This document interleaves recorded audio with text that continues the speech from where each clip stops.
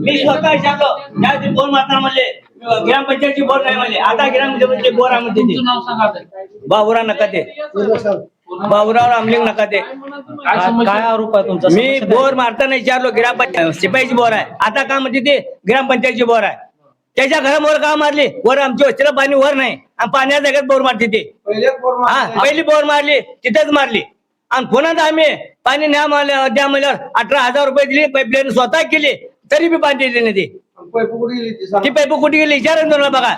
टाक्या ठेवलेल्या टाक्या, एक टाकी नाही पाण्याला. मी सगळी काळा बाजार ग्रामसेवक जागेवर नसते, कुणाला विचार करायचा आम्ही. सरपंचला मागितलं पैप कुठे टाक्या सांगायला तयार नाही तिथे.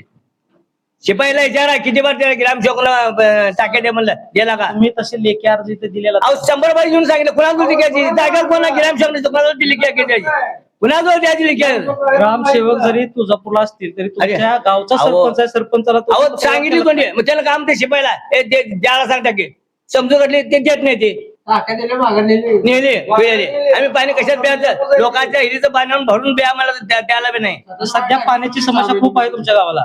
पाणीच नाही आम्हाला तेव्हा वस्तीला. चला राखू तुम्हाला बोर मारली तर हिरीच पाणी आहे. सर इथून लांडगी वस्ती म्हणून एक आता ग्रामपंचायतीने बोर मारली हिरीच पाणी आहे. लांडगी वस्ती म्हणून 1 किलोमीटर अंतरावर गाव आहे.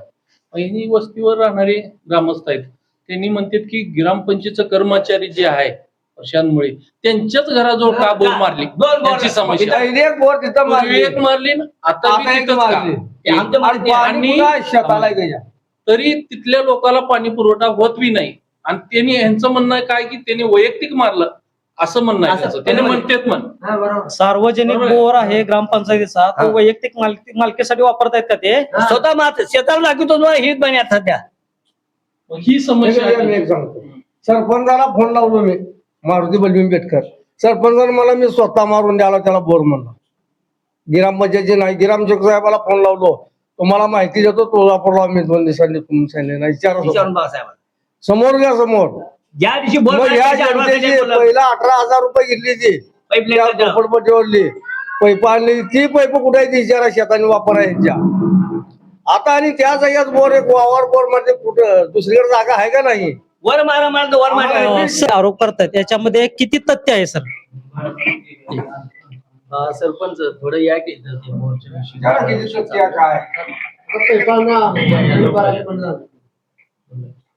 आता जे नागरिक आरोप करतात सर याच्यामध्ये किती तथ्य आहे आणि हे आरोप खरे आहेत का?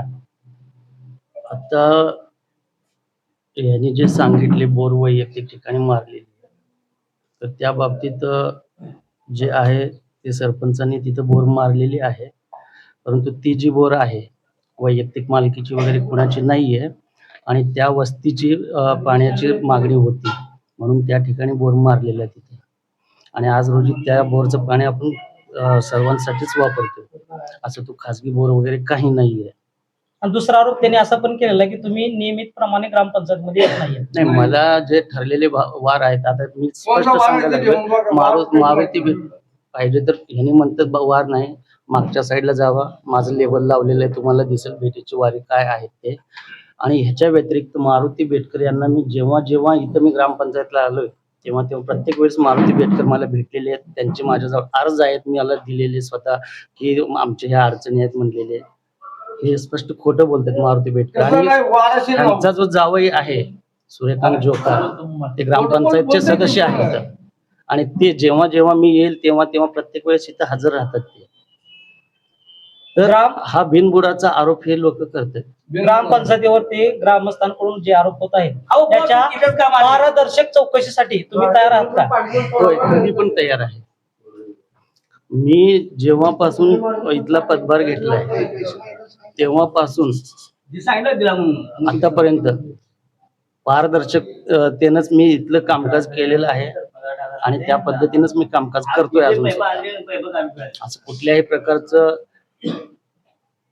एकमेकावर अडचणी निर्माण होतील किंवा एकमेकांच्या गैरसमज होतील अशा कुठल्याही पद्धतीचं कामकाज आपण या ठिकाणी केलेलं नाही आणि करणार पण नाहीये यापुढे सुद्धा.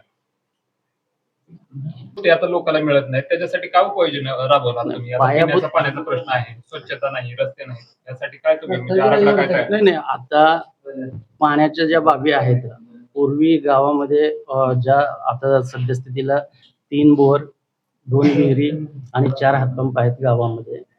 तर आता हातपंपाचं पाणी काय उन्हाळ्यामुळे पूर्ण कमी झालंय. हातपंप थोडस म्हणजे जड झाले हापशे, त्यामुळे पाणी येत नाहीये.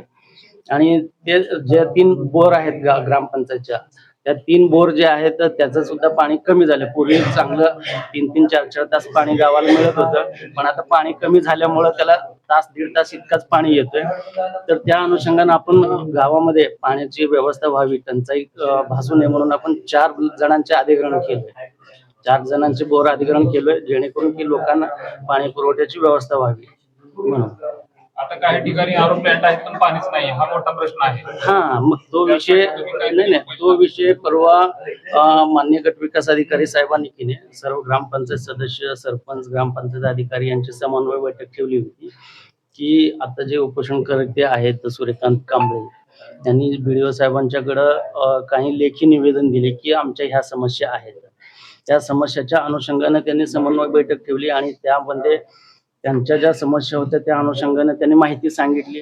त्यामध्ये हा पण तुम्ही जो विचारला की आरो प्लॅन्टचा, तो पण विषय झाला. आता जिथं पाणीच नाहीये त्या ठिकाणी आरो प्लॅन्ट चालू कसं करणार? ते आहे पण ग्रामपंचायत आता तुमची एक टीम बॉडी असते तुमची, तुम्ही डिसिजन पॉवर म्हणजे एक बॉडी असते, तुम्ही डिसिजन घेऊ शकता. त्यासाठी अधिग्रहण एखाद्या ठिकाणी तुम्ही नाही, मग तेच मी आता तुम्हाला तेच सांगितलं की गावाची पाण्याची समस्या असल्या कारणाने आपण 4 ठिकाणचे बोर अधिग्रहण केलोय. गेल्या वर्षी ते 5 ठिकाणचे होते, यावेळेस आपण सद्यस्थितीला आपण 4 जणांचे अधिग्रहण केले. माझं का अधिग्रहण होत नाही? का होत नाही? 10 वर्षापासून जरा पण देण्याचं अधिकरण जरा पैसे ग्रामपंचायत सरपंच साधू गावडे 10 वर्षापासून वस्तीला विचारा पाणी मी देतो. सरपंच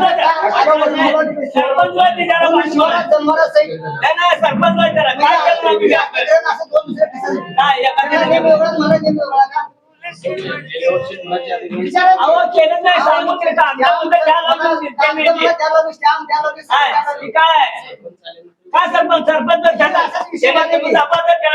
गेल्या वर्षी काय झालं मला माहित नाही, पण विचारून गेल्या वर्षी आमका 5 झाली बोर गावाच्या. आपण मी होतो पंचनाम्याला, माझी कागद पुरवठा दिलो, कागद स्टॅम्प लिहून दिलो, माझं काम